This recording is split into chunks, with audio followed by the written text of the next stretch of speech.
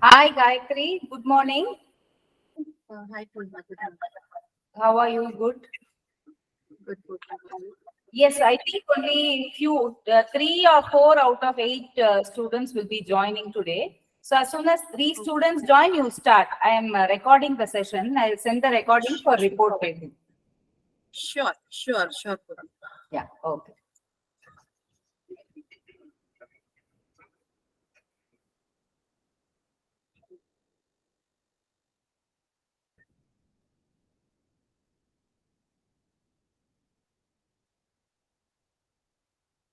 Requesting all of you to put on your videos, so it will be like a in-person interaction.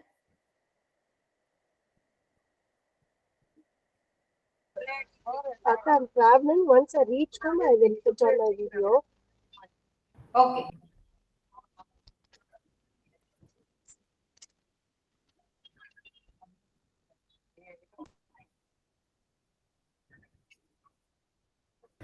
Namaste, ka.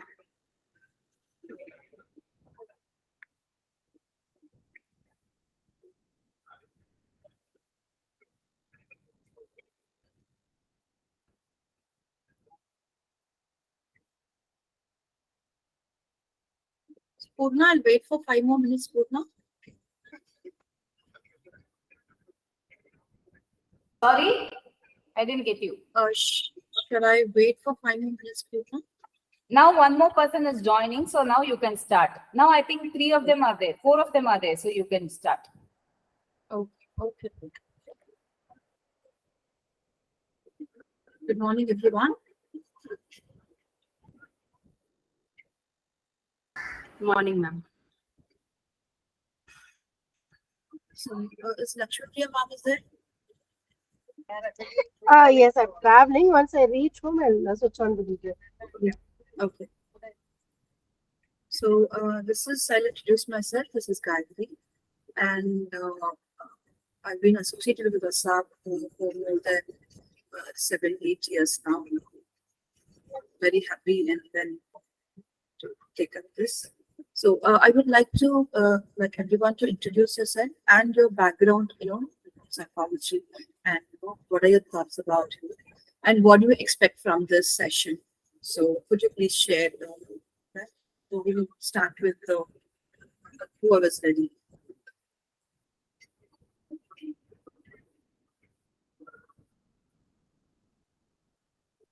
Yes, ma'am. Please start. Hi, my name is Radhika. Right now, I'm located in Colombo, Sri Lanka, and I'm a holistic psychologist and also a trauma focused psychotherapist. I practice 7 different forms of alternate healing. And apart from that, I'm also a special needs American licensed RBT. And what I'm expecting is actually, I love theater. So I also am a psychodrama director. So what I'm expecting is to learn more about drama therapy. Yeah, and I'm also a drama therapist. I've done a PG in drama therapy. What I'm expecting is more focus, special needs focus, and how to train people with special needs in drama and theater, like the way the organization does usually. Yeah. Understood. Thank you. Then, yes, Aarti, ma'am. Hi, my name is Aarti. I'm located at Chennai. I'm basically a dancer and also a software engineer. I take dance classes. Right now, I'm more into dance than software. So I take classes for kids, and I'm a mother of 2 children. So basically, from this session, I expect just some insight into psychology where I can, which will help me to deal with my students and my kids as well. So there's no particular expectation as such. It's just out of interest, which would probably help me deal better with my own kids and my students. Uma, ma'am, could you please share? Introduce yourself. Good morning. Good morning. I'm Uma. I'm based in Bangalore. I am a school teacher. I teach English and science to middle school students. I've been associated with Ramana Maharshi Center for Learning here at Bangalore for the past 10 to 11 years as a drama artist, and my daughter as a dancer and a drama artist. We completed the module 1 of this TAHD. I am just here with an open mind to imbibe whatever is done or spoken today. Lakshmi Priya, ma'am. Hi, I'm Lakshmi Priya. I'm a dancer too.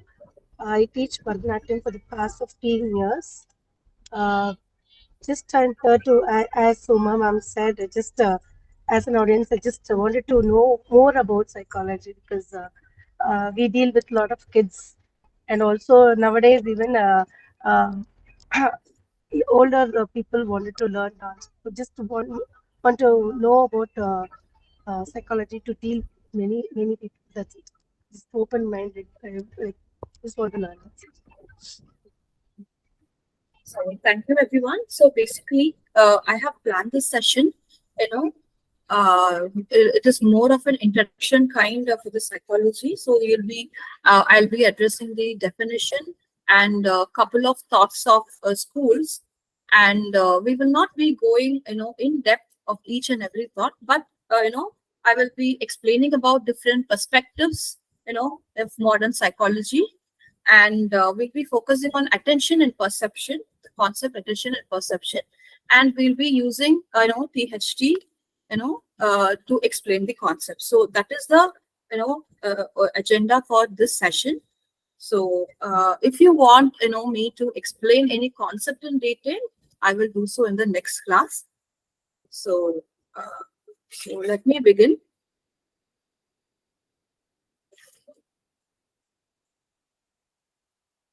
So is my audio clear?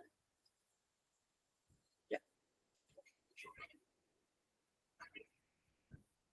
So I will start with screen sharing.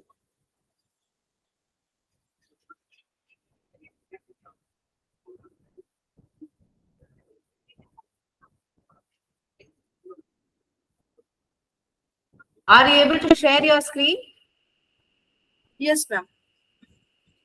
Purna, yes, Purna. So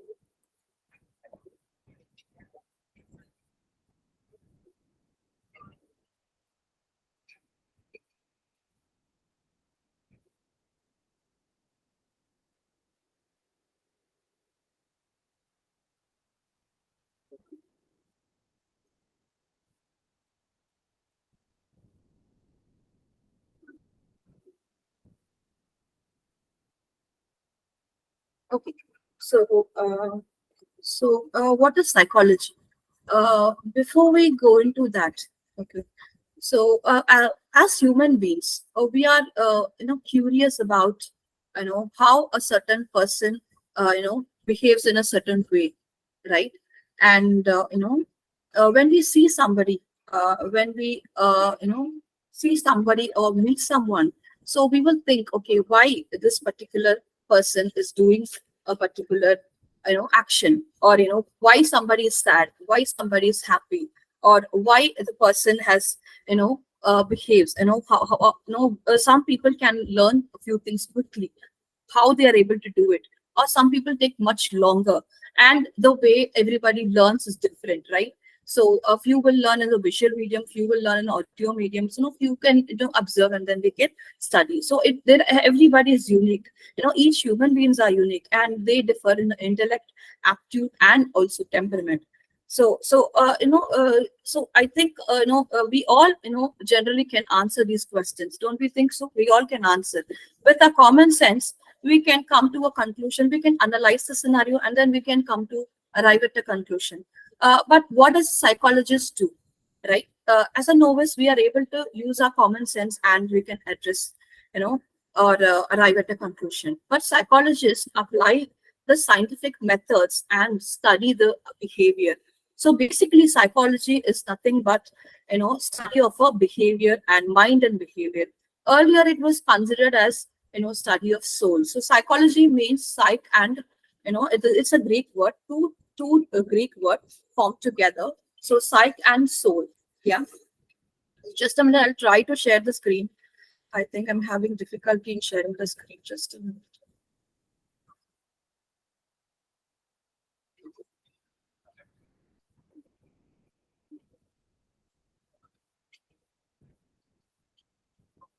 So can you see the screen? So can you see the Yes. screen? Yes, yes. Yes, now it is correct. Yeah. So psychology is the study of human mind and behavior. So psychology seeks to understand our thoughts, feelings, and actions.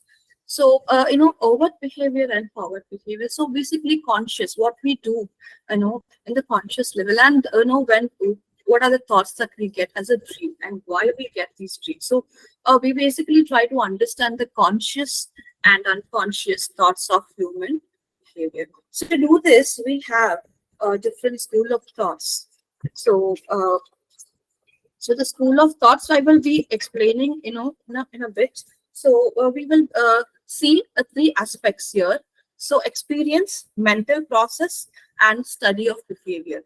So, experience can, experience is when a child grows up, as a child, where, what kind of a family the child is in, and then whether the child is in a nuclear family or a joint family, or whom the child needs, on a daily basis, and what kind of education is provided, and then what are the people the child needs, and then the social setting, the environmental setting. So everything shapes the child's behavior and intervention.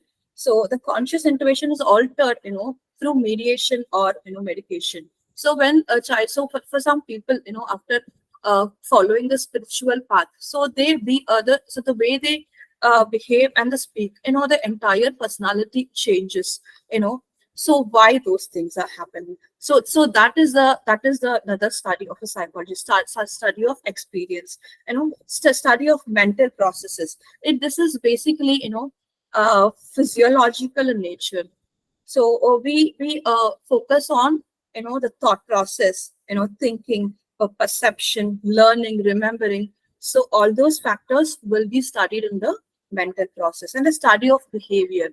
You know, the behavior that we can see in our eyes. The how verbal responses. And the way the person exhibit a behavior. So this is that we focus, whatever is visible we are able to see. We are not much worried about the behavior as in the internal state. When we focus on the study of the behavior, so we don't focus on the internal state of the mind. So we just focus on the you know the behavior of a person, what we are able to see. So study of experience. Uh,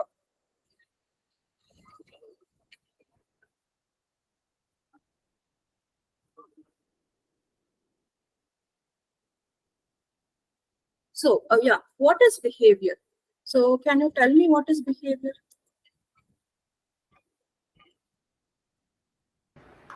The response of a person to a situation.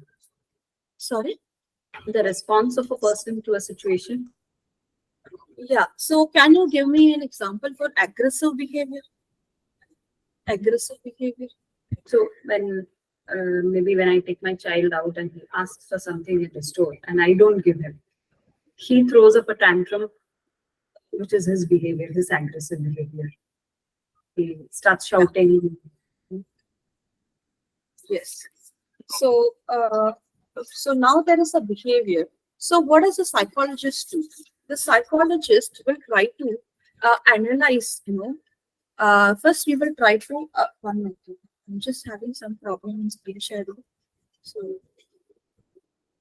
yeah. So the psychologist will try to analyze, first to describe. So they will, when you see an aggressive behavior, okay, so why the person? So describe. So what kind of a behavior that person is exhibiting? For example, like you said, the child is throwing a tantrum. So what kind of tantrum the child throws, and when the child is throwing tantrum? So can you explain? Can you give me? Can you describe the child throwing tantrum, ma'am? Arti, ma'am? So can you give me, few examples of how the child will behave when they are throwing tantrums? They were probably they'll just start shouting, irrespective of what is going around them. Some Yeah, children I so have seen they start like rolling on the floor. yeah, so rolling on the floor. Yeah, they, you know, uh, those are all unacceptable behavior. So we try to identify. Okay, so we describe the behavior, and and then we will try to explain, okay, why the child is doing certain thing. So when we explain the behavior, we will follow a few theories which we will see. Okay, so we follow few theories which can explain a behavior. And what happens here is, so using the theories we will predict the behavior. So okay, so the child needs are not met. Okay, say for example, the child wanted to play. The child wanted, so as a parent you wanted to you know restrict the screen time. So what you do, so the child needs are not met, so the play needs are not met, so the child is throwing tantrum. So as a parent, okay, so you will predict the child's behavior. Okay, fine. So now I am if I restrict the screen time too much, the child will become, start to become more aggressive. So I will, you will come up with ways to address this behavior. Like, you can tell, okay, maybe 15 minutes you can, screen time is allowed, and 15 minutes you have to study, or half an hour. So that depends. So that is the goal of the psychology, to describe, to explain, to predict, and to change. So when we see a scenario, when we see a person's behavior, so we will first try to describe why the person is doing such a thing, and then we try to explain, and then we try to predict, and then we try to change. So these are all done by the theories school of thought. So now I will be showing you. I will try to show you the major perspectives of modern psychology.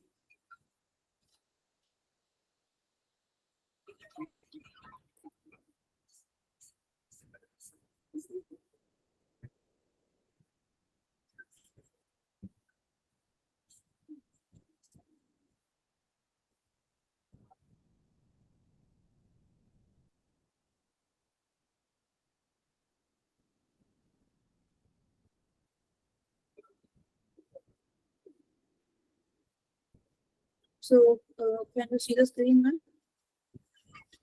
So is it visible? Can you make it a bit bigger, like full screen or slideshow or Yeah, full screen? Yeah, sure.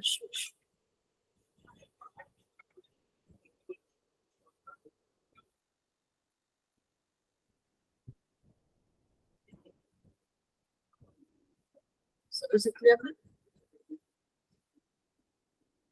So is it clear? Can I begin? Yeah, it's okay. Yeah. So biological. So we all know that though we had though we are same type of the way we are born, the way we speak, and all that, and the biologically we are all the same, but the genetic disposition is different. Though they are sibling, in a family, siblings are not the same, and the characteristic that we inherit from our ancestors, from our parents, are different. So basically, the hormones, the endocrine system, the genetics play a vital role in why a person is behaving in such a way. So this is called biology, school of thought, biological psychology. So here we will use a theory called Maslow's need therapy, which is basically, we human beings are, hungry beings. So we are not satisfied. Okay, first comes the food needs, right? So when we are hungry, these are all physiological needs. When we are hungry, we are not able to do it. Our focus is only on the, to satisfy our hunger. So that is the first and foremost need. So, and then comes the, shelter needs, and then the safety needs. So we have to be in a safe and secure place, and where there is no threat. Okay, so that is the second need, and then comes self-esteem, is power needs. So when we are in the work, at work, if nobody respects you or nobody gives you importance in your life, that is also affects a person behavior. Love and belonging needs is a very very important needs after the safety needs. So love and belonging needs, like we need a family, we need to be loved, we need attention, we want spend time, quality time with our family, and then that love and belonging needs are very important. you know when the love and belonging needs are not addressed, the person behaves in a certain way. But the person may exhibit an abnormal behavior. The person, that could also be the reason for why a person is behaving in such a way. And the next would be the self-esteem needs, so that I already told. And then self-actualization needs is basically,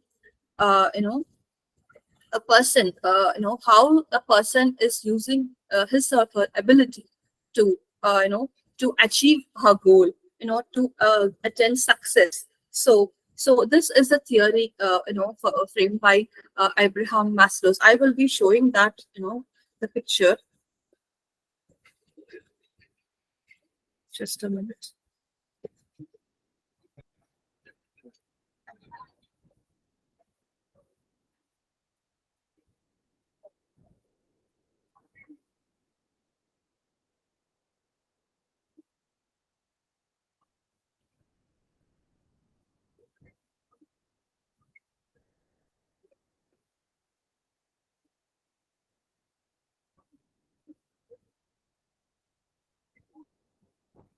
So can you see the picture?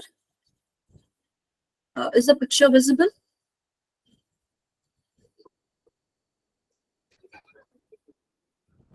Excuse me? Yes, it is. Yeah. Yes, yes. So this is the, yeah.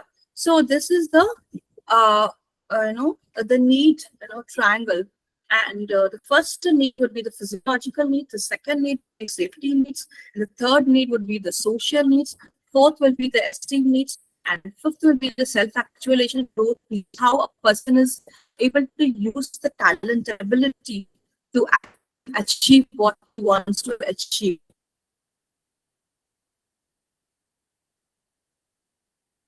If one of the need is not met, the person, will get, there are more chances of the person getting depressed, going in some anxiety, and, so when we consider, we have to, think of all the aspects. This is from the biological perspective. Any doubt in this? Can I go to the next perspective?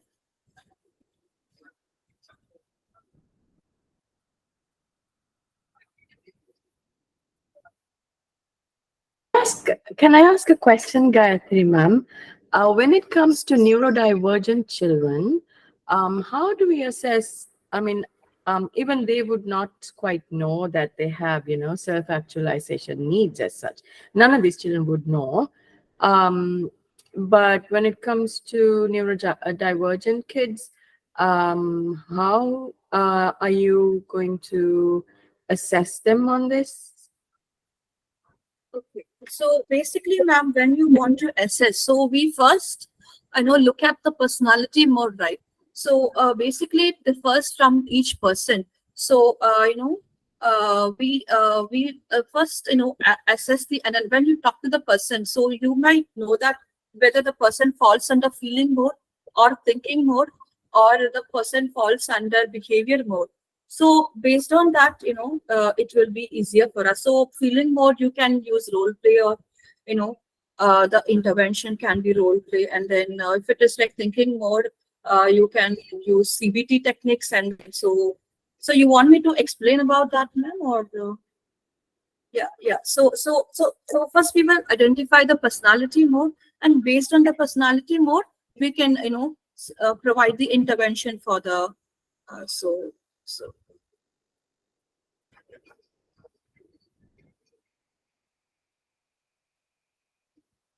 So basically, in psychotherapy, we talk to the client, and we make them understand.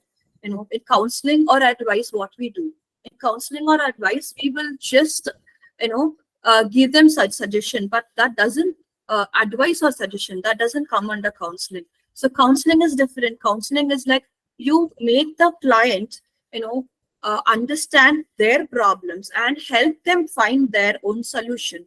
So that is, therapy kind. So by way of analyzing the needs of the, by way, so using the need therapy, so we can identify what needs are not met, by understanding the person, and then we can try to give intervention based on that. So we help the client, understand, and then realize, by their own, self. So we generally don't give them any suggestion or advice. So that doesn't come under counseling. So that is not, psychology. So they use this term called pop psychology. So which is like you can see many things in Instagram. So here we focus on thoughts, behavior, and feelings and emotions, and not just, what we see in the, these Instagram or, Facebook. Or so here you apply the thoughts of schools and then we provide the intervention. So, we're going to the next perspective.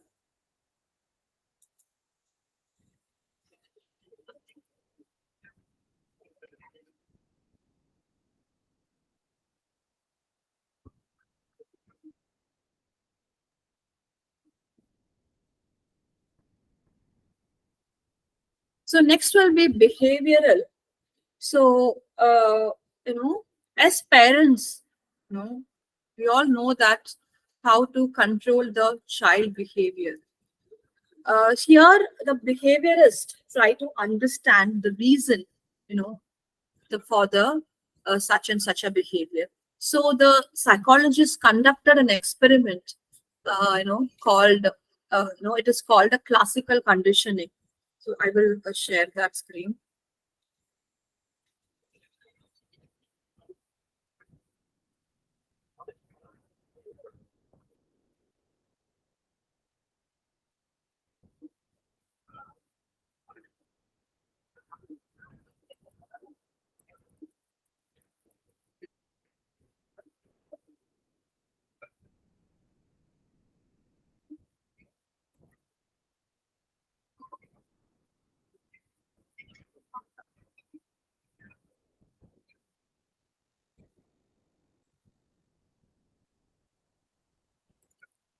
So classical conditioning is uh, found by, Ivan Pavlon, okay, psychologist. Just looking for the picture.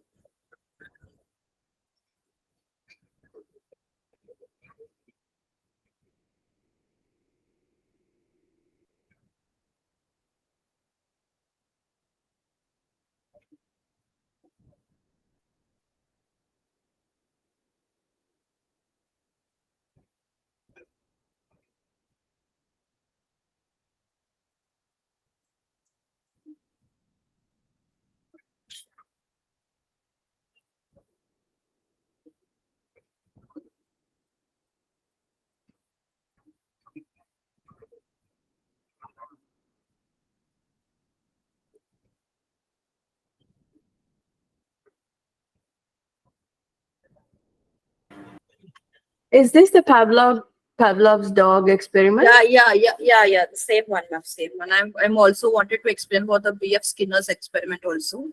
So sorry about that. I'm not sure why I'm not able to share the screen. So maybe you can, give a gist about the experiment. No, I'm going to listen. It's good for Okay, no problem, ma'am. No problem.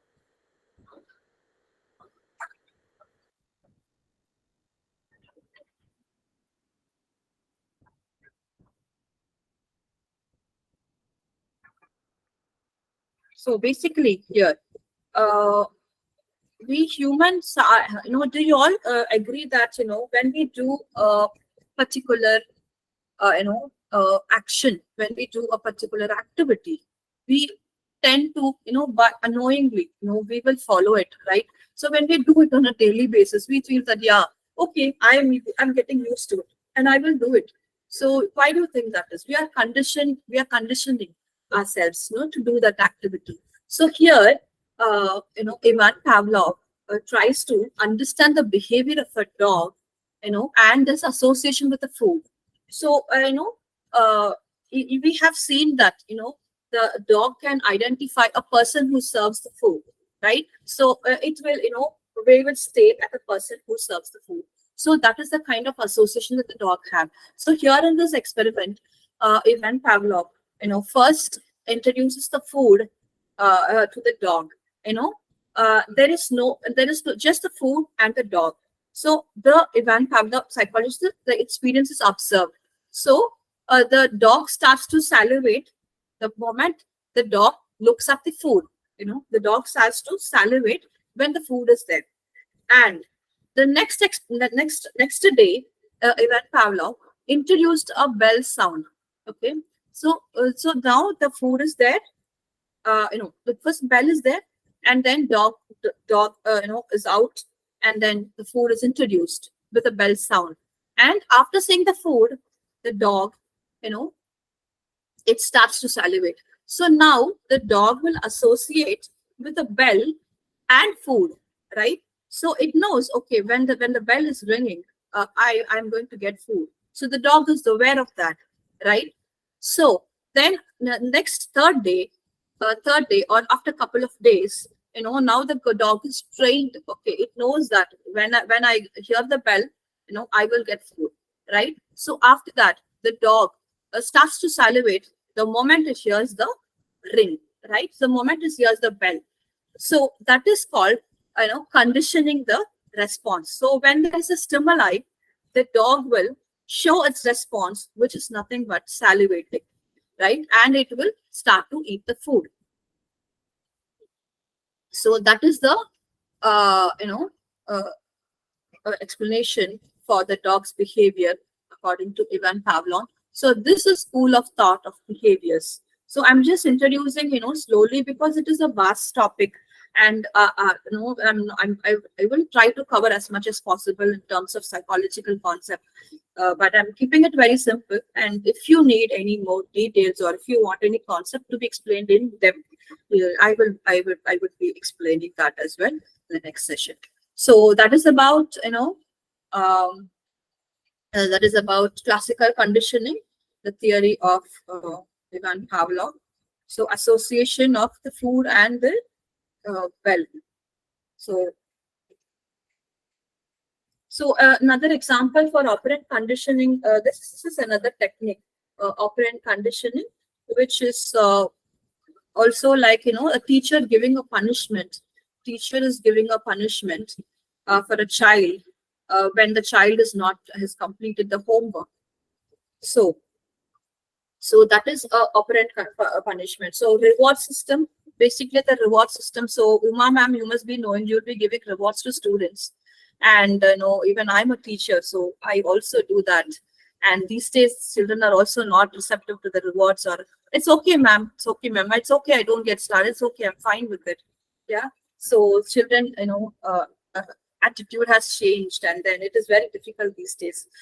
So operant conditioning is basically using the rewards, how we can change a person's behavior, and the bonus, the recognition, or the position, the transfer, or on-site job, or anything you can take. So how that motivates a person to achieve his or her goal.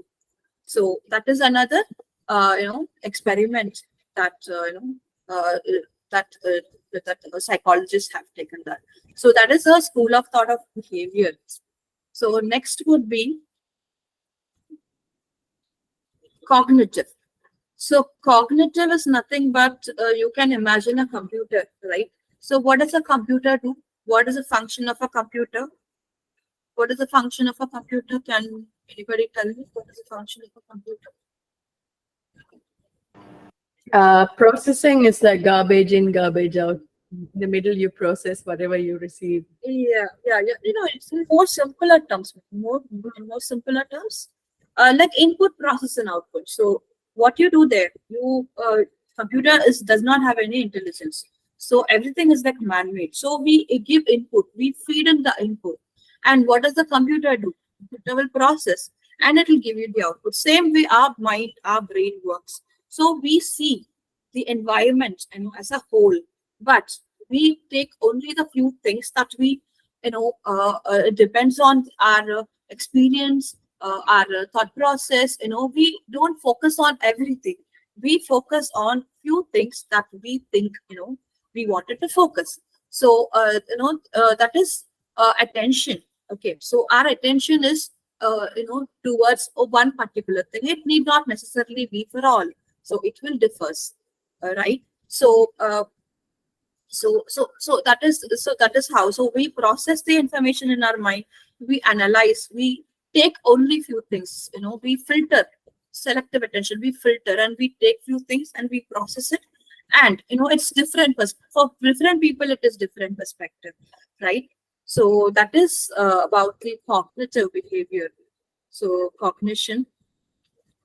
Just a minute.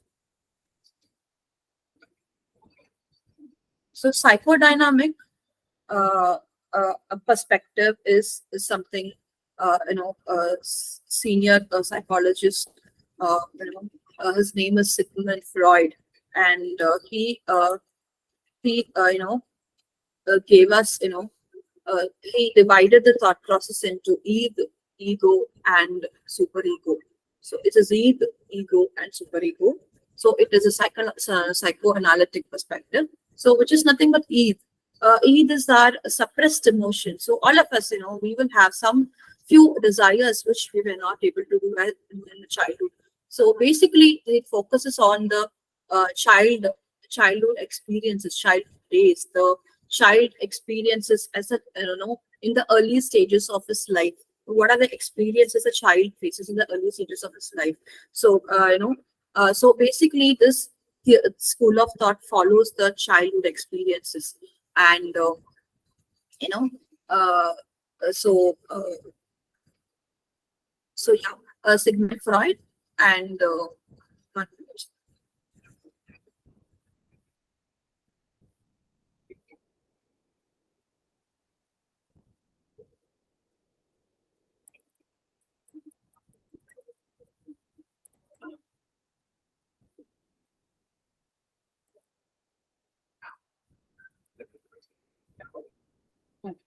so so yeah.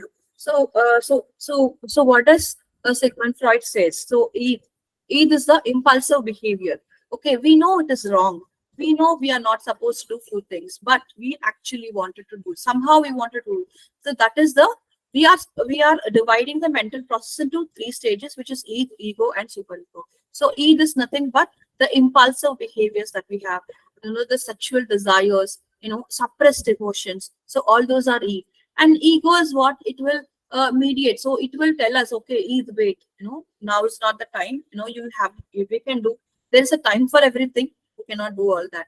So superego says, follows the moral values. Superego says that we are not supposed to do this. No, it is not expected from us. So we will not do that.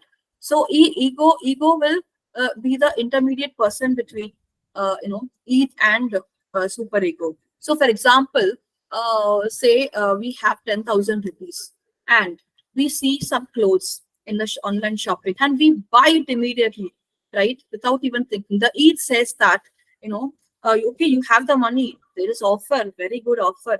If you don't buy it, we will lose the offer and you have a function and you can use it. So please buy it. But the ego says, no, you have a lot of sari in your cupboard, right? You have a lot of things with you. You don't really need it. Maybe later you can buy it. I'm not saying don't buy it, but you can buy it. Think, analyze what you need. Okay. And then super ego says, no, we should not waste money. We need to save. The future is uncertain and we do not know what happens exactly in the future, right? So this is how, the Sigmund Freud, divide the categories, the mental process into three phases. So this is about the psychoanalytic perspective.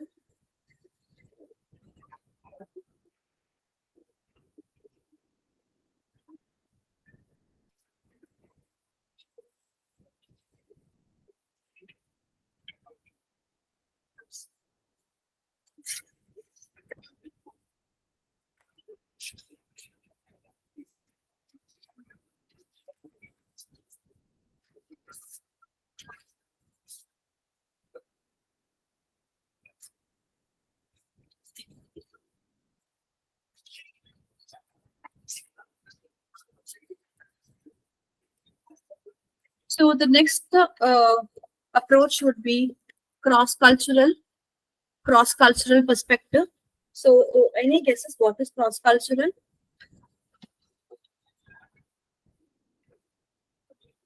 Can you share your inputs on cross-cultural perspective?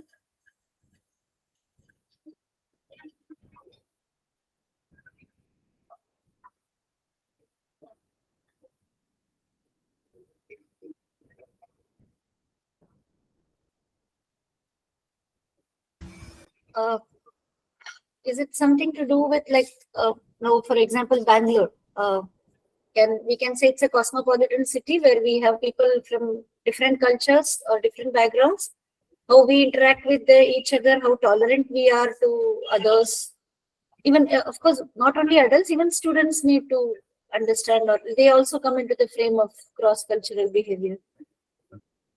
Yes, ma'am. So, like, we, Indians, we, work in a group, right? So we, for us, family is very important, being with in-laws or, we form a group and then we are, we work in groups basically, and we respect our team. We are a good team player.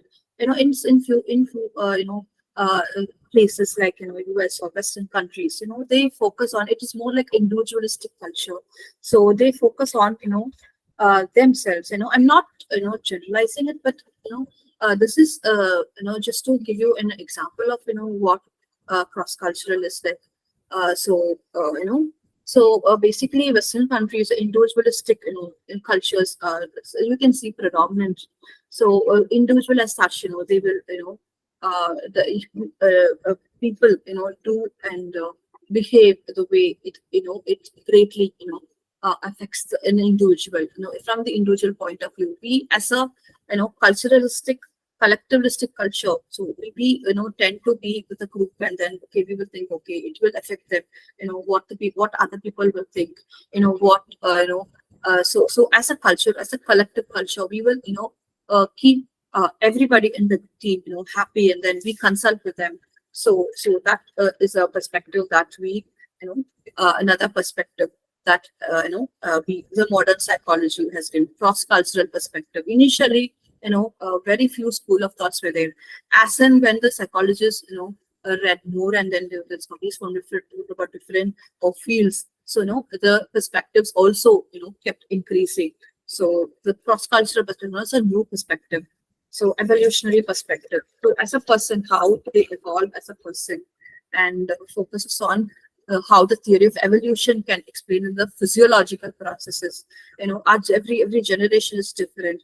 The songs that they like, the movie that they watch, and the the way they speak. So that is the evolutionary perspective. That is also recent one. And humanistic perspective, that focuses on the well-being of a person. It basically, nobody will force you. Nobody will force you as to what you need to do, and it is free will. It focuses on the free will. Okay, it will try to understand, why a person, from the humanistic point of view, why a person, behaves in a certain way. Okay, they wish not to do that. We have to respect those feelings, right? It is out of free will that they are doing it, and nobody forces there, the humanistic perspective. So here, the Abraham Maslow's theory school of thought will apply here in the humanistic perspective. So you can apply all the needs. Okay, we will try to address the needs. Okay, when we address the needs, okay, fine. So then they are motivated. With hunger, they cannot do. With sleep deprivation, they cannot do. With loss of love and belonging needs, they cannot do. So we try to understand that is the humanistic perspective. So we saw about the major perspectives that we saw today is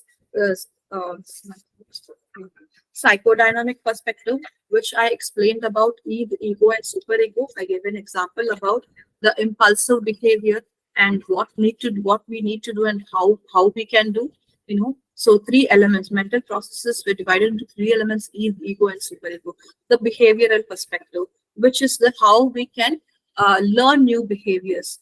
How we can condition our brain to learn, to new things. Okay. So behavioral perspective, I gave an example of, Pavlov. How a dog learns to salivate with the ring of a bell. Okay. So behavioral principles often applied in the mental health settings where therapists and counselors settings to explain and treat a variety of illness. So bipolar people, the way, uh, so bipolar people, why they are in two different extremes. So that explains the biological perspective. It's just the way they are. With medication, they can alter their consciousness and their behavior. Okay, so that is biological perspective. The biological perspective has influence of hormones. It will have influences of the biological. There is a damage in the brain. What is the consequences of that? When some portion of the area is damaged, so that is the reason why a person is behaving that way. And so that is the biological cognitive perspective. You can think of a human mind as a computer, input, process, and output. So we see and how we perceive it, how we process it, and you know uh, how we understand and how we apply it. That is a cognitive perspective. It's more of a thinking, information processing model, and its language, decision making, memory, thinking, problem solving. All this will come under cognitive perspective. And cross-cultural perspective and evolutionary perspective are all new perspectives. And humanistic perspective, we talk about the needs of a person and how their needs are. And motivation is the main focus here, and how the person achieves their goal. Nobody focus, nobody pressurizes, or it is out of their free will they are doing it. So so far we saw about what is psychology and experiences, goals of psychology, and different perspectives in psychology. So now I will share my screen, and I want you all to explain whether this is behavior or a mental process.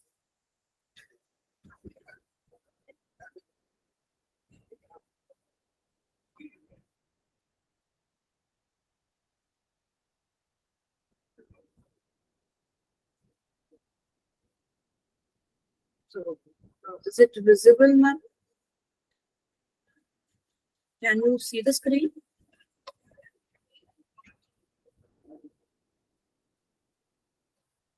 Can you see the screen? Yes, ma'am.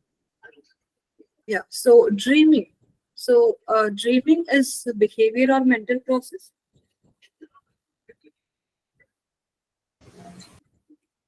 So dreaming will come under behavior or mental process.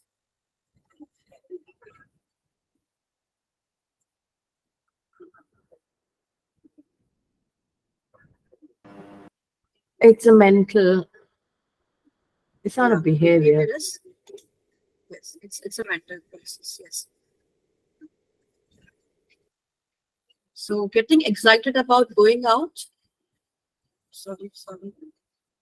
Getting excited about going out, having a toothache, singing a song in your head, worrying about your performance. Or you can tell me, the behavior in out of 12.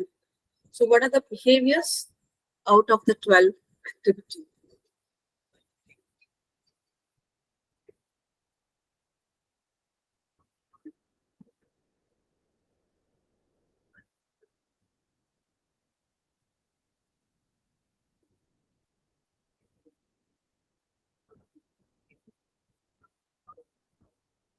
Writing a letter is a behavior or mental process. It's a behavior.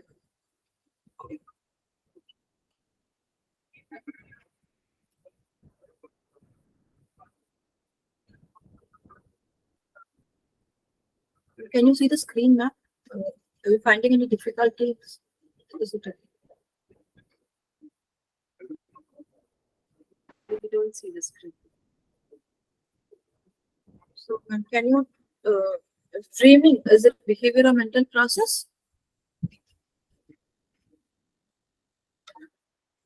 So, dreaming is a mental process. Getting excited about going out is a mental process. We're not exhibiting any behavior here. Having a toothache, it is a feeling that we are having. So, it's a mental process, having a toothache. Singing a song in your head. If you sing a song aloud, that will be a behavior. So singing a song in your head is a mental process. Worrying about your performance on a test. So which is again a mental process and not a behavior.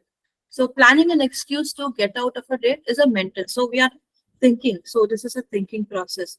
So singing a song aloud is a behavior. Writing a letter is behavior. So doing arithmetic in your head is a mental process. So experiencing butterflies in the stomach is a mental process. So this is the difference between behavior and mental process. So you want to, or I will start with activity. I have a few activities planned.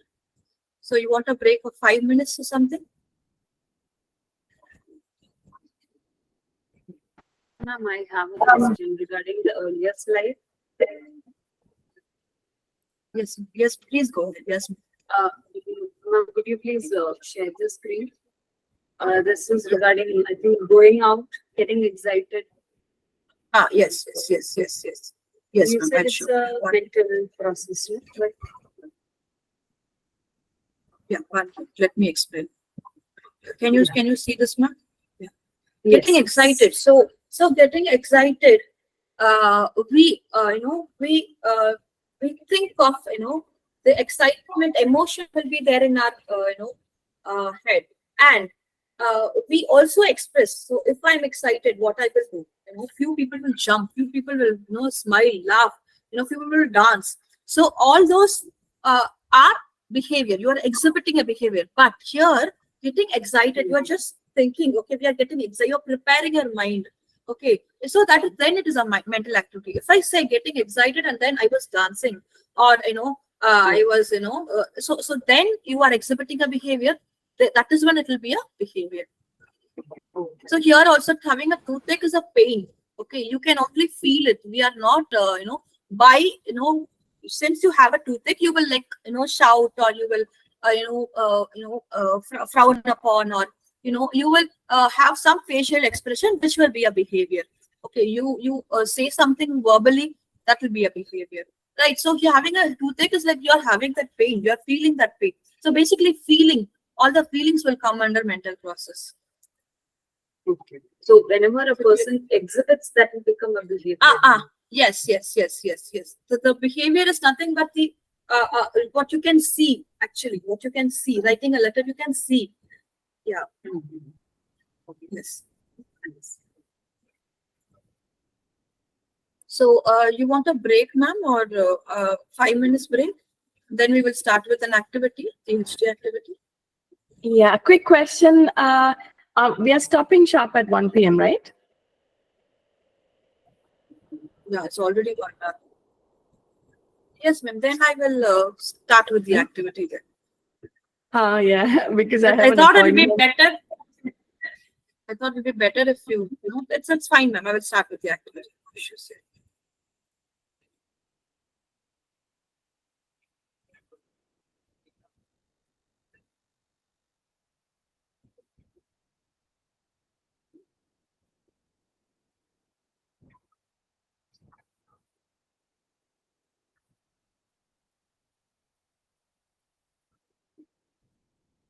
So I want everyone to have a close look at the picture that I'm sharing right now. And I will be asking you questions based on this. So you can observe this picture for 30 seconds now.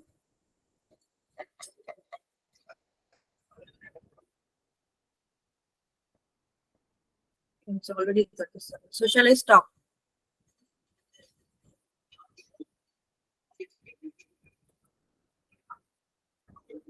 You wrote it down. Ma'am, that is No, I was it's okay. That's okay. That is okay. This is to explain about the concept attention. No, sister. That's fine. So can you recollect, can you recollect how many objects you have, how many objects you can recollect? Are you sure it was 30 seconds?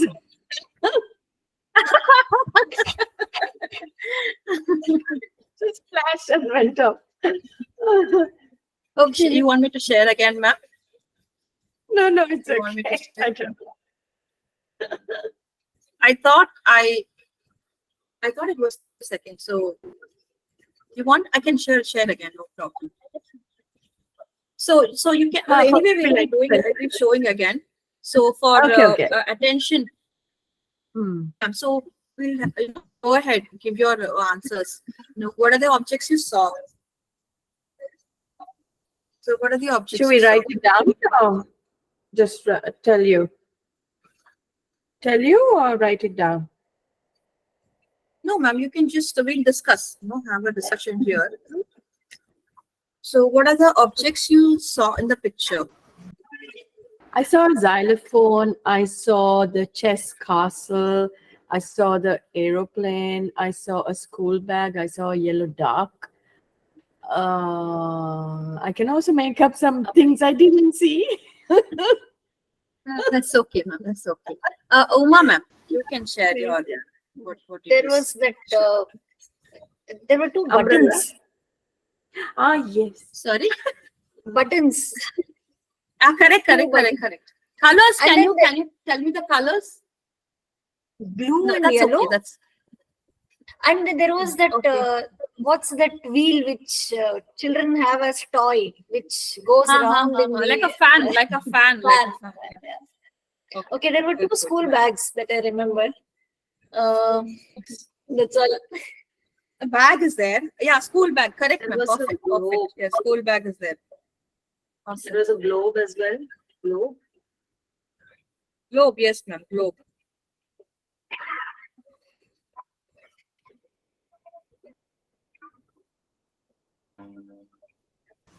Toy duck. Sorry. A toy duck.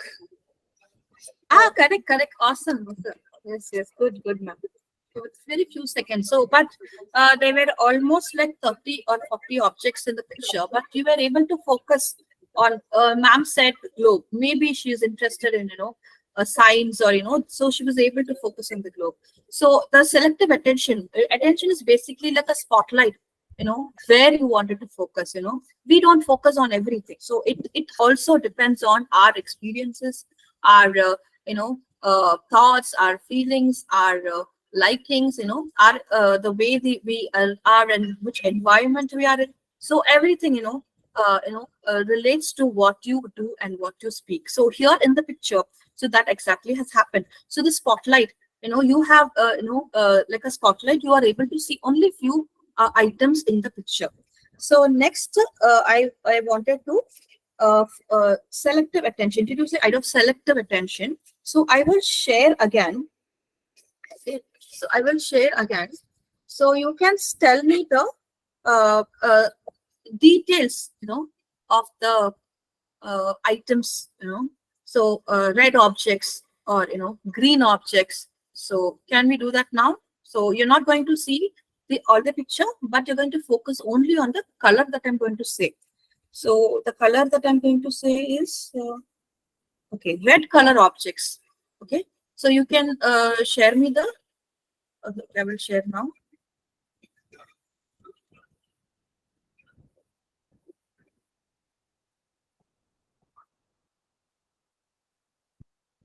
Yeah. So again, timer will be 30 seconds. Time starts now. Sorry, you said to check on the details. Red objects. Okay. Red objects. So you can describe the attributes. What is what?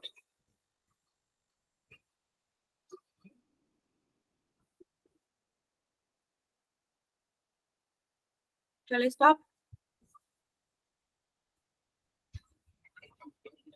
Time up. Okay. So I'll go first. Yeah. My first So one is now, okay. Red medal. You should go in the Red reverse. medal was there. Red bookmark. Red bookmark. You have written it down, Uma. Red. No, No, that's no, no, no. Red bookmark Okay. and red Red medal, is it? medal. Okay. Red Yeah. medal. Red bookmark. And then red. The ink bottle cap was red, and some red color telephone, and red bag. Ayo, Red you bag know was red there. bag now. Huh. Yes. So now I have to make a correction. The red color, it wasn't the medal. The medal was gold color. The red was the cord. Golden red. That yeah. The cord. Okay, There I was should have two said medal, red one family. I should have said red family. But anyway, we'll Yeah. consider red and maroon. That's fine. Yeah. Mhm. And then Yeah. even the pinwheel, the red, the pinwheel, the little, the toy, it's called a Yes. pinwheel, the kiddie toy. There was 7. Correct, correct. That's then a toy with Yes, 2 toys. 7. So can you give me a number? and there was a How many? Yeah. snooker ball, the seven ball, the snooker ball, Snooker ball 7. Yes. Yes, yes, yes. Yes. the Okay. red bag, and A red yo-yo. yes, a red yo-yo. Yes, it's very fine. Red yo-yo. Yes. Mm. 5. Okay, so in total, how many red objects were there? About 7, I think, for me. So now we are focusing our attention, we are shifting our attention to the objects which are in red color only. Earlier, our attention was for the entire picture, and we used the selective attention, and whatever we wanted, that captured our eye. Without our knowledge, we saw few items. That is based on your experiences and so those things. So discussion. So yeah.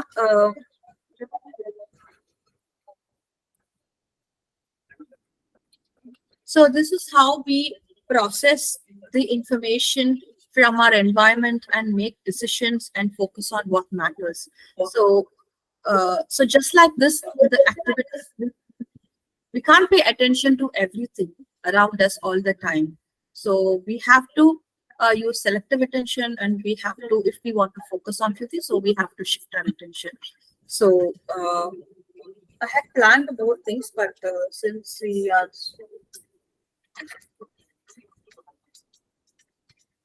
So attention is basically awareness of here and now in focal and perspective way. For early psychologists such as Edward Braden Tishler, attention determined the content of consciousness and influenced the quality of conscious experience.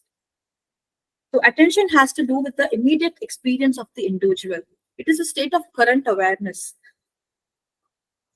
There are, of course, myriad events taking place in the world all the time, each impinging upon a person's senses. So there are events taking place within the body that affect attention, just as they are a representation of the past events stored in one's memory, but accessible to awareness under appropriate circumstances. So shall we go to the next topic? Perception. So I am having this pen in my hand. So can you see the pen here? So why it is blurred? I don't. So in what other settings? yeah, I think I will change that now. Thank you for the.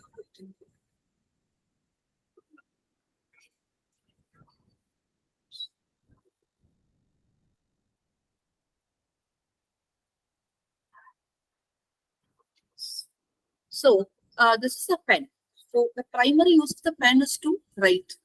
So if I say, what are the other ways in which you can use this pen, but not for writing? Can you give me your ideas or suggestions? How else you can use this pen? Definitely to put up the hair. Yeah, the pencil. That's money is. Yes. You can use it as collar mic. Collar mic. Yes. I Collar mic, yeah. think of the cassette we used to roll the cassette earlier. Of course, now it's not used. But, Can you come again, ma'am? What is it?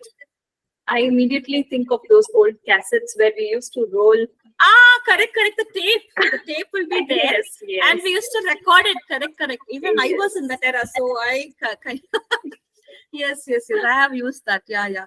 Okay. Next. What other ways you can use this pen?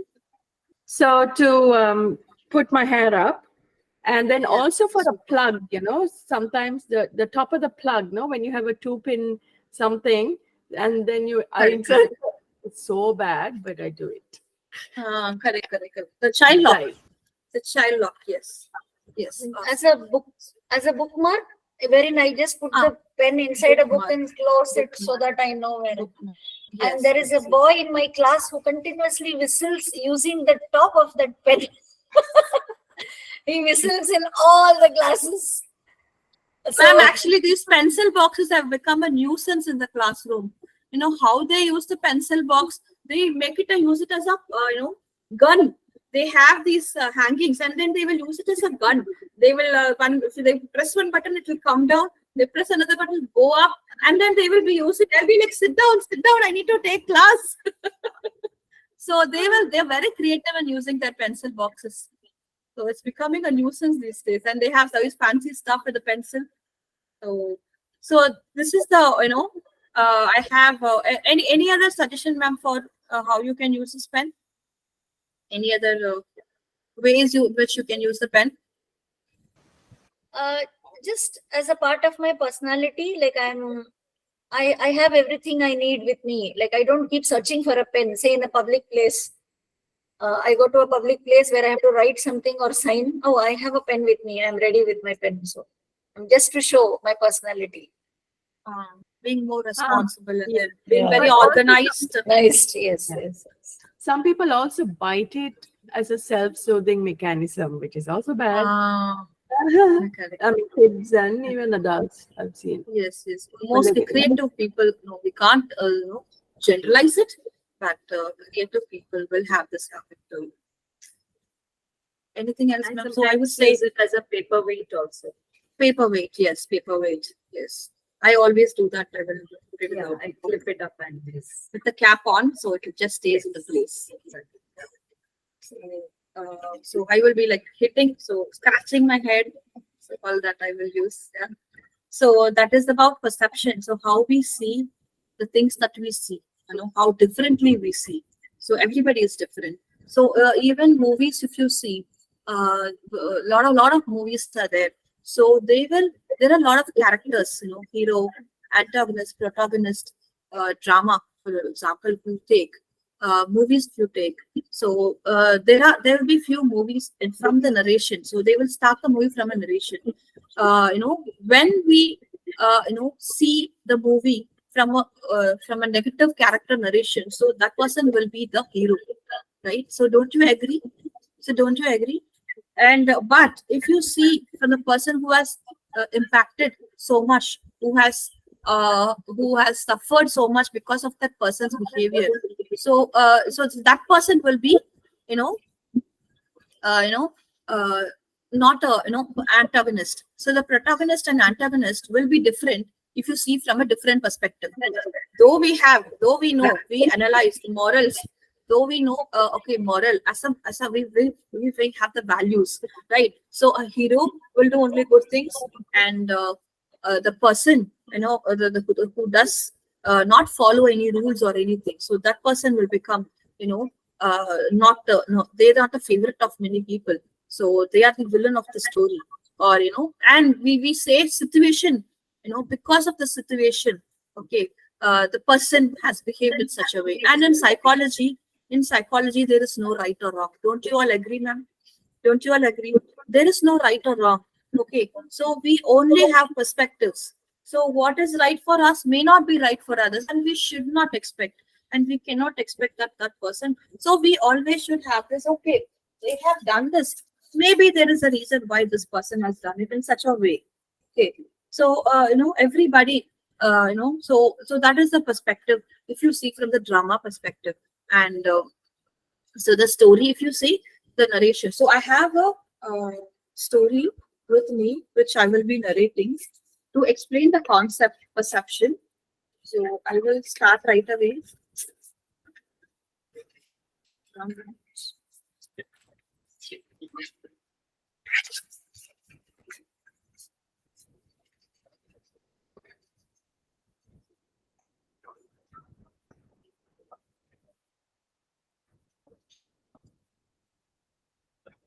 So, ma'am, can I start?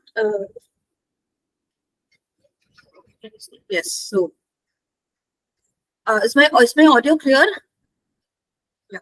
So, once upon a time, in a vibrant village, there were two best friends named Siva and Gopal. One sunny day, they decided to go on an adventure deep into the magical forest. As they entered the forest, they stumbled upon a mysterious tree with large, juicy fruits. Siva exclaimed, "Look at those delicious red fruits. They must be apples." Shiva thought, "They are apples," looking at the red colored fruit. Gopal looked puzzled and said, "No, Shiva, those are definitely mangoes. Can't you see they're yellow in color?" See, Shiva saw yellow color, but Gopal saw red color. So, based on the color, they decided the type of the fruit. They decided to pick one of the fruits to settle their disagreement. As they plucked the fruit and held it up, they both realized that the fruit was indeed half red and half yellow. Neither of them are right. Amazed by their discovery, they continued their journey. Soon, they encountered a sparkling river. Shiva pointed and said, "Wow, look at that blue river. It's so calming." Gopal smiled and said, "Shiva," again there is a disagreement. Gopal smiled and said, "Shiva, you must be joking. It's obviously a green river." Shiva thought it is a blue river, but Gopal thought it is a green river. As they leaned closer to the river, they reached a field covered in beautiful flowers. Shiva said, "I love these purple flowers. They are my favorite."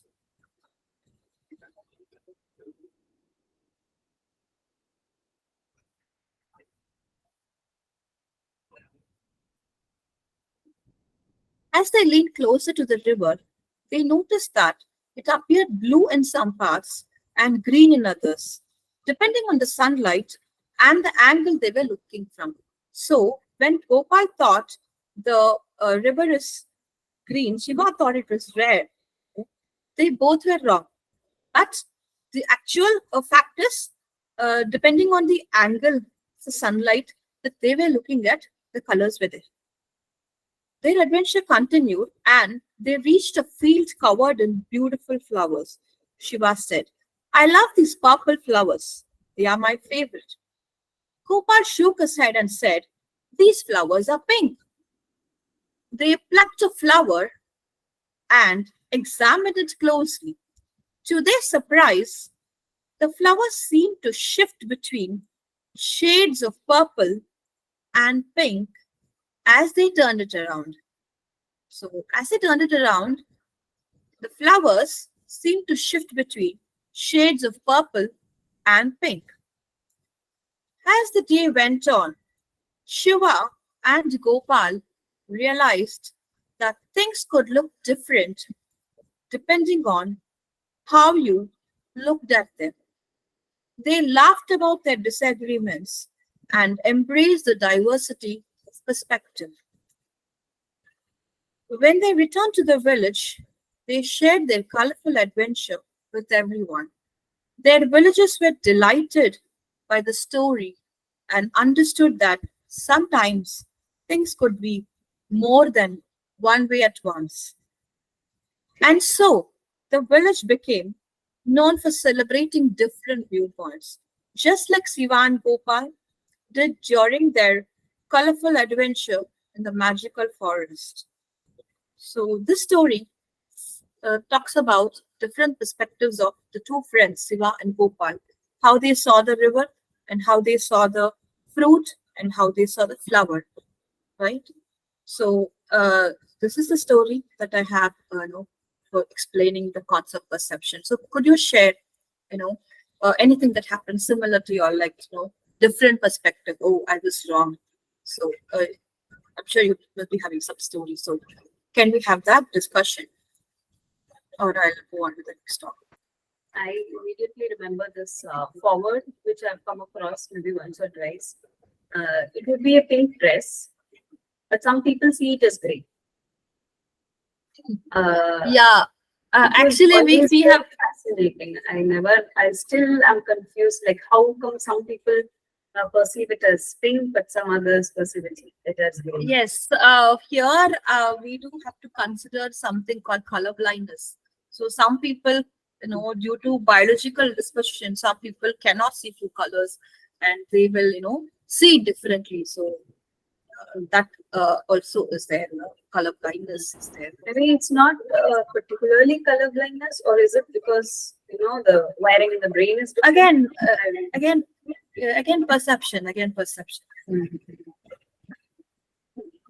So also when it comes to a particular situation, two people might think of it in two different ways. That's why they always say that's one side of the story and there's another side to the story. Because we Grass always, is greener on the other side.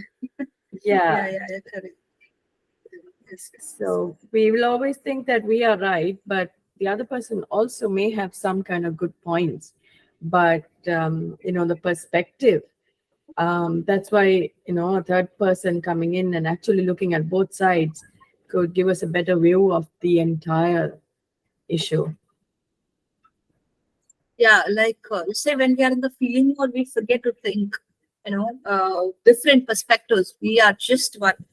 We only worried about ourselves. So when we shift to the other mode, so behavior mode, we'll be able to look in a broader perspective. So, Uma, ma'am, or you have anything to share? Uh, yeah, ma'am. Okay, most of the parent-teacher meetings that I have where parents come up with issues or complaints, some of them are, they just seem to know what their child has gone and spoken at home, which looks like a complaint. But they probably do not know the other part of the story as to what has actually happened in the class, or why a teacher has behaved in a certain way, or why a teacher has spoken something, or why some other child has, hit back or done something which looks cruel to this parent. But then, aren't perspectives sometimes because of lack of complete information? Uh, I share from my personal experience. I feel that it is more of venting out kind of a thing, whenever they have, but it may not be right. Also, it is just my perspective as a teacher, from a teacher point of view.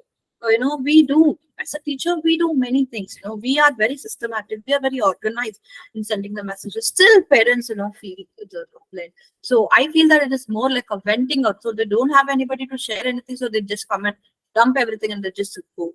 So it is their perspective, they have a few things to come and share and they have done it. They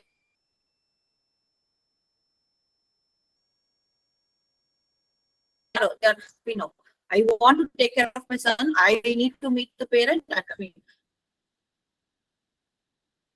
Done with it, right? So that is parent point of view. But actually, we are doing our best. Teachers are putting in so much effort. Not just in all the fields. We are giving our best. Our bosses are not willing to understand. So we are right in our own way. And boss, again, he's also maybe right in his own way. So that is the.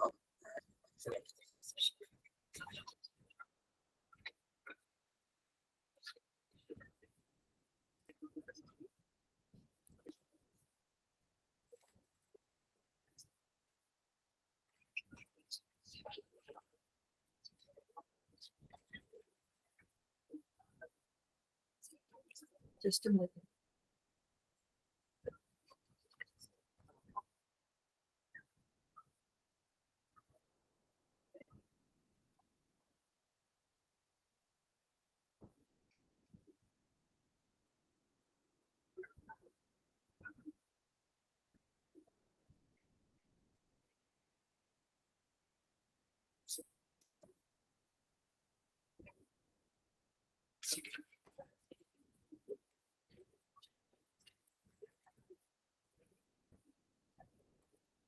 So, shall we discuss about the fields of psychology? Different fields of psychology.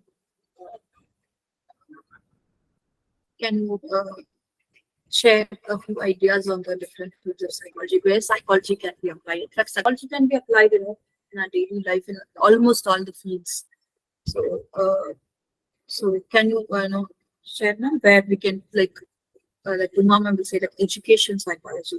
So how psychology is applied in the education or difference setup or where do you work? So can you share on that? That how it is applied in different fields. So Uma ma'am, can you share on the academic performance or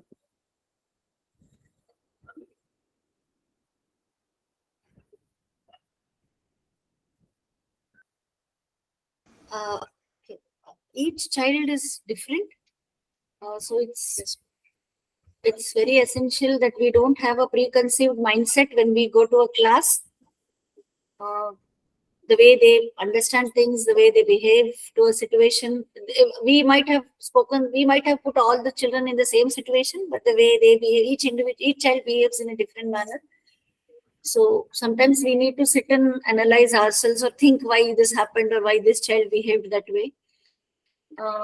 Apart from education, I think even in our own families, we can apply psychology with our own family members, elders, in-laws, parents, spouses, children. So in our own families, we can apply. In society, with our neighbors, we can apply psychology. ma'am, can you talk about health psychology? Would you share your Yeah. insights on that? So, different fields of psychology for me is, for example, we like forensic psychology, which is super interesting. Then there is personality psychology, behaviorism, sports psychology, neuropsychology, environmental psychology, industrial, organizational. Then there is social, cognitive psychology, and abnormal psychology, which is good for us in this classes. Counseling psychology, and then also applied developmental health, clinical, quite a few. So counseling I mean, I can't talk about all of them, but there's so much new stuff, no? Even in like industrial and organizational psychology and stuff like that. So I mean, new theories are coming up every day, but New fields. As and when the psychologists research more about each and every subtopic, they are dividing into a subtopic, and then that is becoming a new field of psychology. So, but which is actually good. So, emerging fields of psychology, new emerging fields of psychology, and we have performing arts also. I just read about performing arts psychology. So that is also a new field which I was exploring. So performing and arts psychology, performing arts psychology deals with neurological and psychological factors associated with participation and performance in such areas as dance, music, acting, theaters, television, radio, and public speaking. So this is a new form of psychology that has newly emerged, in the field of psychology. So that could be tied to drama therapy as well, I think, because in drama therapy also we do performance, no? Yes, this is basically the performing arts psychologist will focus on the people who wanted to achieve, to the fullest, how they will. There are few obstacles. There are few, hindrances which will stop them from achieving their goal. When it comes to theater arts, the people are different. They're very creative, so they have to put everything together, and then what is stopping them, the stress level, anxiety. So all that is addressed by this performing arts psychologist. So that is a new emerging. And also because I also I'm a theater person. I know that there is a certain empowerment that happens when you're actually. I love acting on stage or for live theater shows. So not during rehearsals and practices, but on the night of the show, when you're up there with the spotlights and with the people in the crowd, there is a particular kind of self-esteem that comes out. So yeah, it's a super interesting topic to research on, I guess, the power that comes out of a performance and the Exactly, performance. exactly. Mm. And oneself, who am I? That will, reveal it to you, after every, performance on the stage. So that is like a very interesting thing about it. So Lakshmi ma'am, could you share your, ma'am, you're still traveling? I just Aarti reached ma'am, out, you just can reached, continue. entry, just Okay, no entered. problem. No problem. No problem. Aarti ma'am, you can share. I think Psychology we've in already daily life. covered what I wanted to say. We've already covered, but yes, at home also it's like very important. I see the difference in perception, how I can use psychology with my own kids in a day-to-day life and with myself also, dealing with different situations. So I just quickly go through the different psychology types of psychology. So abnormal psychology. So this branch of psychology tries to, since all of you, almost of you wanted to do special education or dealing with people. So a branch of psychology tries to describe, assess, predict, and control. So these are the goals of psychology. So to describe, assess, and predict and control these categories of behaviors which are considered as unusual and not normative. It also deals with various categories of psychological disorders which affect the mental health of the individual.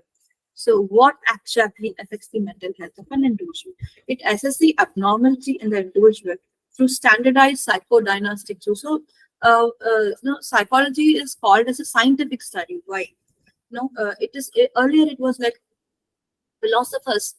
They were, sitting in an armchair. They were thought about something. You know, it was a part of philosophy. It was considered as spirit of soul, spirit or soul, the study of soul. But Wilhelm Wundt, father of psychology, took it to the next level, and then he established a laboratory.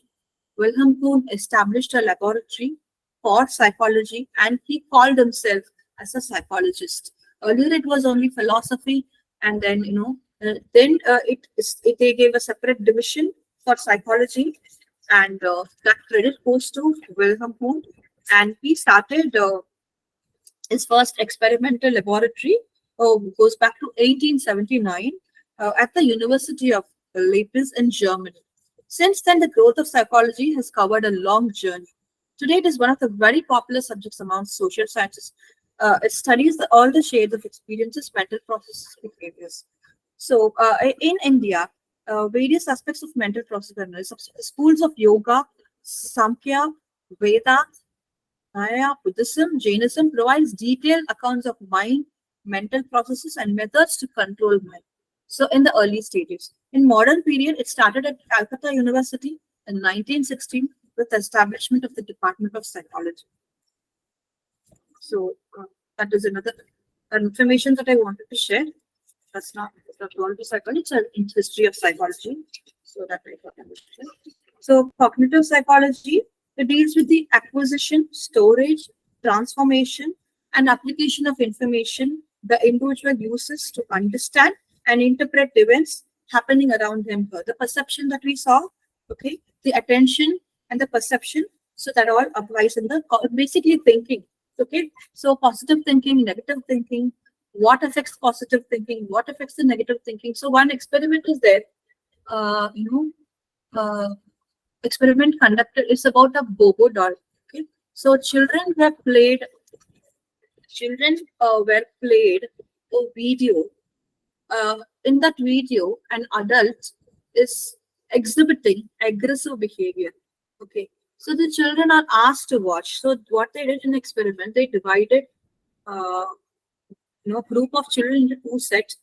One set of students were showed the violent behavior, and one set of students were shown the uh, you know positive behavior, kind behavior. Where in that video, the no aggressive behavior was there, no violence was there. They were how they were taking care of the doll.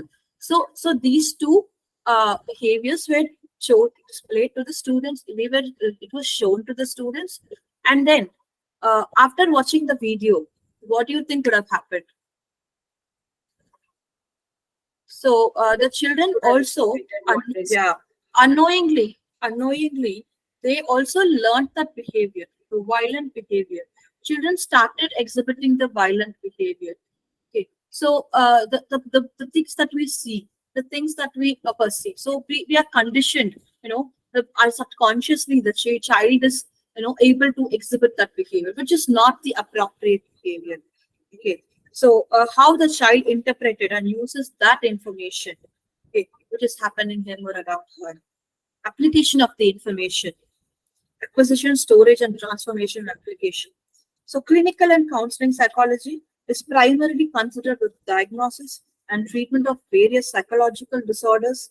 A clinical psychologist is trained in psychotherapeutic techniques. So psychotherapy, like I told you, there is a difference between advice, there is a counseling and a suggestion. So counseling is what psychologists do, and advice and suggestions anybody can do, right? You cannot compare these two are the same, right? So advice is someone when you say, for example, parents are giving us advices. So when they give the advice, what they do, they will first they say, okay, when you don't listen, they will try to impose that on you, right? So you no other choice you have to do it. But suggestion is what, like, you can use it. We are just out of free will, you can. It is up to you. If you want, you can do it. But it's as a goodwill. We are giving you that, we are expecting you that this kind of activity will help you, right?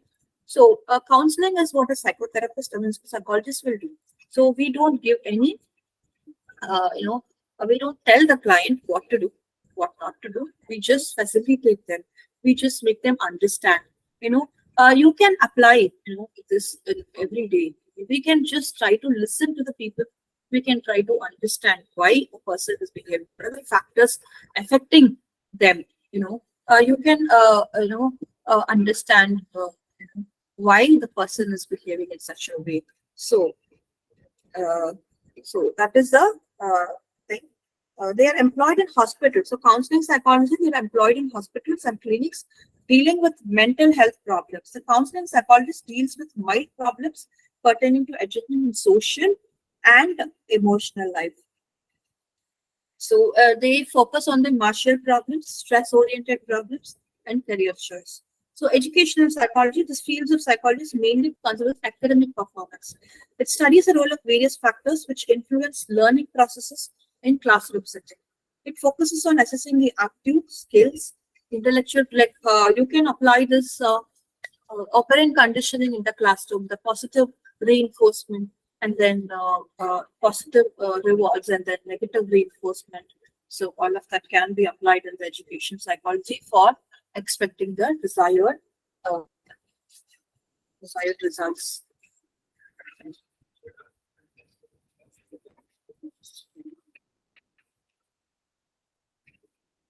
So environmental psychology, this field is concerned with the study of interaction between the physical environment and human behavior. So environmental psychology, it focuses on assessing the impact of noise, heat, humidity, pollution, crowding on human performance. It also focuses on the impact of this physical environment on social psychology. So social psychology is nothing but how interaction between the human and so social psychology is like, when we are in a group, what is our behavior? When we are alone, what is our behavior? How our behavior is affected by the people around us. So how our family influences us, how our the people at the workplace influences us. That is about the social psychology. What we learn from them, what we understand from the other people, how we behave the way we behave. It is based on other people. Social psychology, and health psychology is focusing on the impact of various psychological factors on the onset process and treatment of illness. It also deals with various lifestyle diseases such as hypertension, coronary heart disease, cancer and diabetes. So stress plays a major role in the health psychology. So we get stomach pain. We don't know the reason why we get stomach pain. It is absolutely because of the stress that we have. So what are the techniques we can use for? No, first is like you can understand the cause of the behavior, why we are doing this. Again, you can go back to the goals of psychology in order to address the stress, right? So, so that way you will be able to control the behavior. Okay. So, what is the goal of psychology? You will describe stress, then you will control the behavior, right? So, organization psychology is a field concerned with the application of psychological principles and models to study the selection and performance of a person. So, organization psychology. So, like, people, a person, how we assess our skills. Okay, what is that? Where we are good at, in what field we are good at, what comes naturally for us, or what is very difficult for us. One's own understanding will help them, decide on the job that they wanted to take. Okay, decide on the career, and then the field that they wanted to choose. So all that, understanding about themselves. Like again, you can go back to the Maslow's needs and then check. Okay, what are the needs is missing? Okay, where I wanted to go, how I can achieve the goal. Okay, so what are the things that I have to do? What are the motivation that I have? We are, what way I can motivate myself. Those concepts, can be applied in organization and in the management perspective. You can decide on which employee can contribute more to the organization. Okay, which employee can benefit the organization goal, who can achieve our organization goal, right? So those aspects will be able to help in the organization setting. Okay. So why one has to study the psychology? Why one has to study the psychology?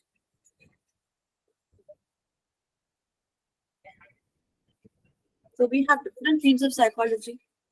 So why we have to study?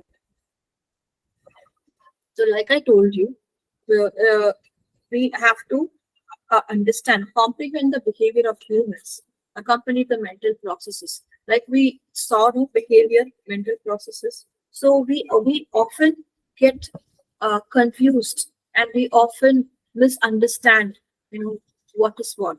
So with the help of the school of thoughts, you will be able to understand better.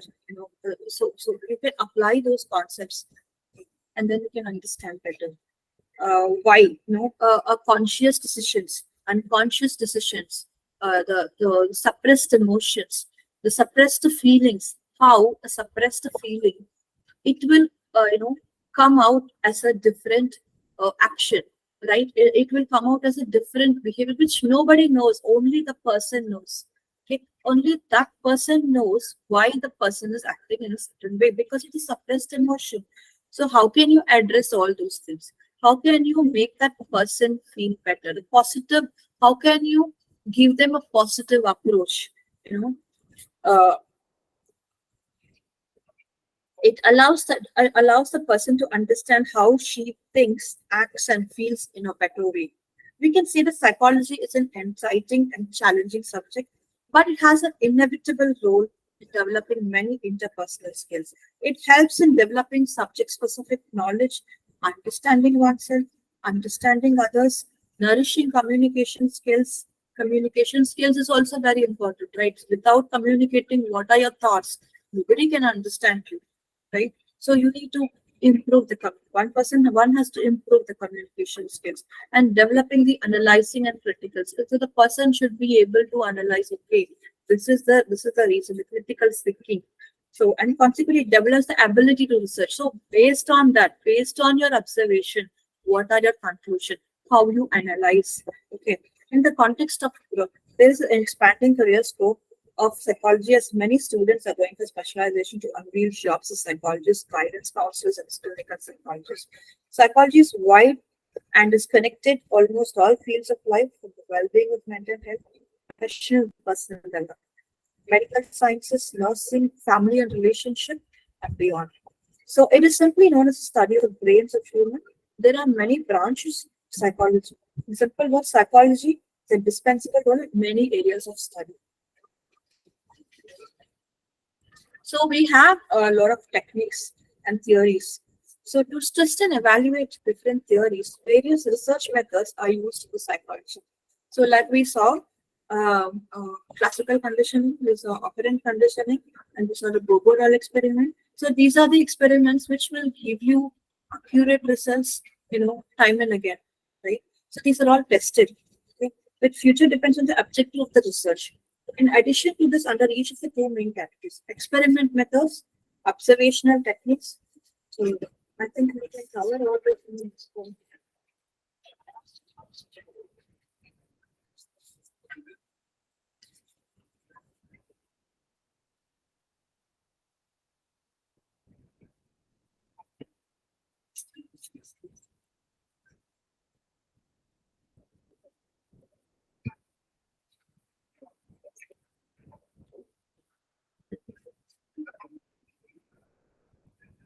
There are so many things which we couldn't cover. Psychology is a vast subject, so I didn't go in depth on different school of thoughts. So if you wish to know more, you can let me know.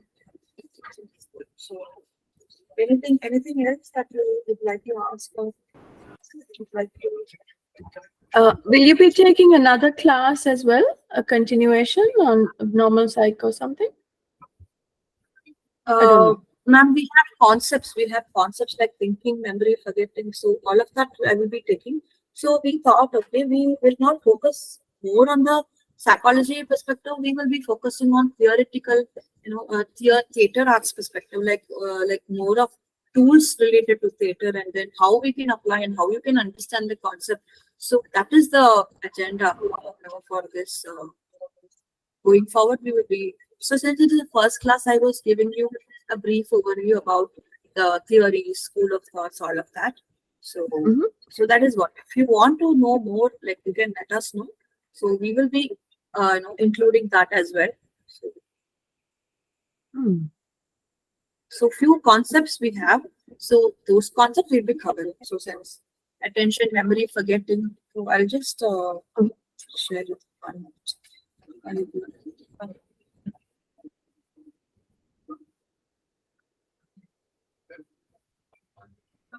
Yeah, learning, motivation, intelligence, problem solving, thinking. So right now we have covered only attention and perception. So we'll be focusing more on these things at the next class. So was it clear, ma'am, or was it very confusing, or were you able to follow? Share your feedback. No, it was lovely. I loved it. Thank you, sir. And I also love the games. I wish you had a bit more games. Yeah, we'll be incorporating more of that. So that is the whole idea, introducing theater arts, music, drama, storytelling, games, and how we can incorporate that. So that is the whole idea.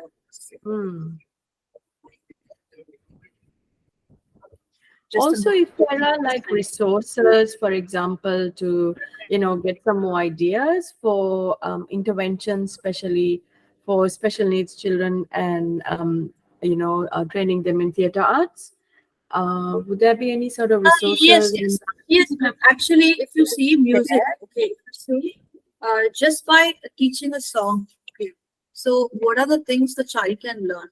So we think that, okay, the child will learn to sing.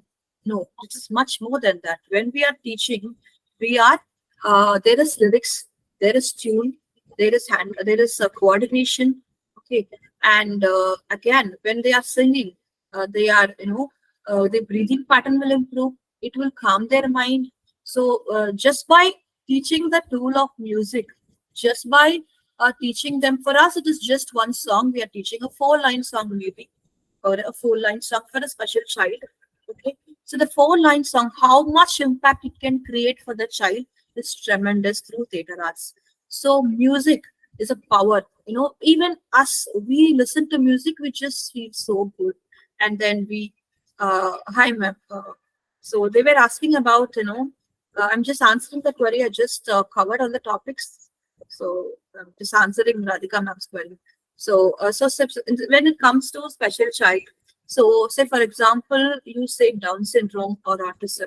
So autism children are not very verbal, but they possess, a great knowledge. They will be like they can grasp very fast. So I will explain, give you two examples of teaching a song for a autism child and teaching a song for a Down syndrome. So Down syndrome, they are very verbal, they are very expressive, just that they have behavioral issues.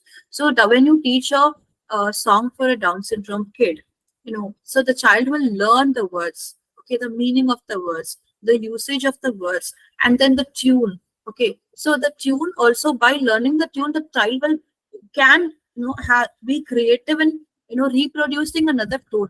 She can reproduce the same tune or create a new tune. Okay, and she can also form new words, and then for all this our mental process, the coordination, it is not very easy for them. It is not very easy for them, just like how writing, take a pencil, hold a pencil and then write. It requires a lot of coordination by holding the pencil. Finger, fine motor skills plays a very critical role when it comes to writing. So similarly here, memory is very important. So the child it will improve their memory. It will improve their attention when they are singing, when they are reading the song. They are not looking elsewhere. They are looking only at the paper. Okay, and it will improve their reading skills. It will improve their writing skills. It will improve their memory skills. So the child will enjoy by doing this. The music, the ultimate idea, you cannot force the special child to do anything. So instead, what you can do, you have to create an environment where the child will enjoy the learning. Right? That is what we are doing in the normal schools also. These days, teachers are following the normal schools also. But here, the special, otherwise, the child will not learn. The creative, the fun, the child should enjoy learning. So it will be like, no, unknowingly the child will learn many things. It will improve their attention. The singing, for example, if it is 1 hour music session, the 1 hour they'll be very quiet. They'll be just stay calm, and they will be very composed, and they'll be very nice to people. They will smile, all of that. So, but just by using music as a tool, we can achieve so many goals. So, there's so many things like drama. They learn a lot. So each tool, if you see, you can how you use the tool for the child development. So that is very important. And since it is theater, we can you can be very creative. You can be unique in your ideas. You can come up with different ways. In utilizing all the tools when it comes to teaching a special child.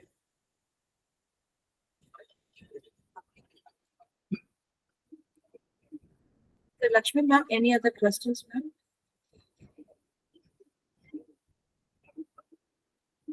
No, actually, I was So, in session. Only thing I was not able to switch on my video. Otherwise, I was. that is fine, ma'am. That is fine. So I was asking, like, where we can improve.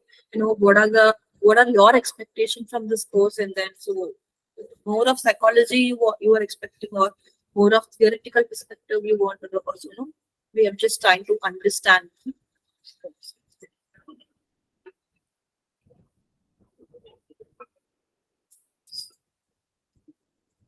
So, core 1 and core 2 got over now. But we already started the classes. Right? So, anything else, ma'am, or we will wind up the session? Purna, ma'am? Purna?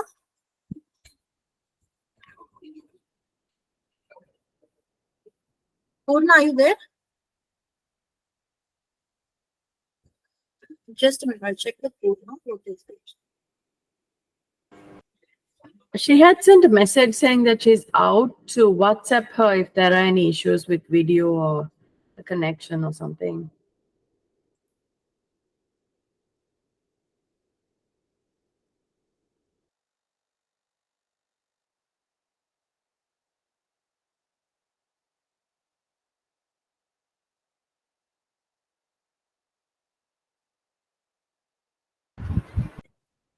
So yes, ma'am. So we will wind up the session. So thank you. See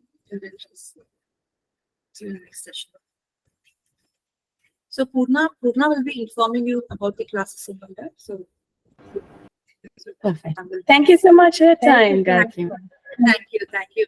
Yes. Bye. Thank you.